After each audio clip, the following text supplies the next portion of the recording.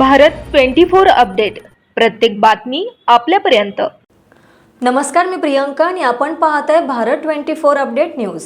Bharat 24 update news मध्ये आपल्या सगळ्या दर्शकांचं अगदी मनापासून स्वागत आणि पाहूयात आता आजच्या ठळक बातम्या।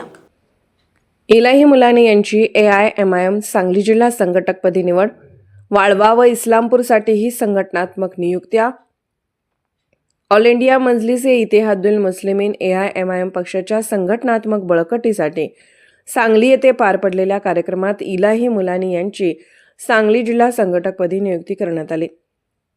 महाराष्ट्रासह सचिव तथा पश्चिम महाराष्ट्र कोऑर्डिनेटर शफीउल्ला काजी यांच्या हस्ते ही नियुक्ती जाहीर करण्यात आली। यावेळी संघटन विस्ताराच्या दृष्टीने इतर महत्त्वाच्या नियुक्त्याही जाहीर करण्यात आल्या।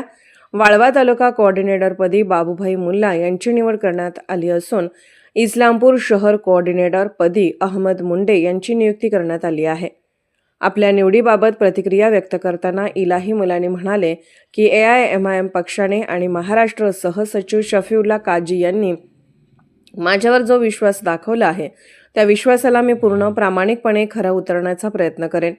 सांगली जिल्ह्यात सर्व जाती धर्मातील लोकांना सोबत घेऊन AIMIM पक्षाची भक्कम संघटनात्मक बांधणी करणे हे माझे प्रमुख ध्येय आहे।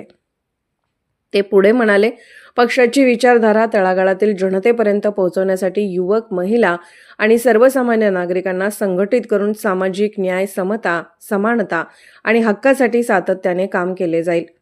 या नियुक्त्यांमुळे सांगली जिल्ह्यासह वाळवा तालुका व इस्लामपूर शहरात AIMIM पक्षाच्या संघटनात्मक कार्याला अधिक बळ मिळणार असून आगामी काळात पक्षाचा जनसंपर्क आणि कार्यक्षेत्र अधिक व्यापक होईल, असा विश्वास महाराष्ट्र सहसचिव शफीउल्ला काजी यांनी व्यक्त केला आहे।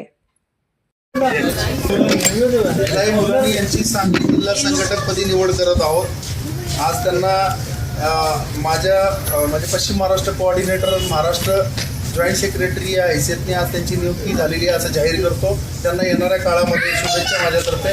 पक्षवाढीसाठी त्यांचा अनुभव हा 100% कामाला येणार आणि सांगली जिल्ह्यामध्ये येत्या काळामध्ये MIM पक्ष बळकटीकरण करण्यासाठी आणि संघटन उभं करण्यासाठी इलाही मुलानी यांचा अनुभव आपल्याला कामी येईल अशा मी त्यांना शुभेच्छा देतो। 100% ते याच्यावरती खरे उतरतील।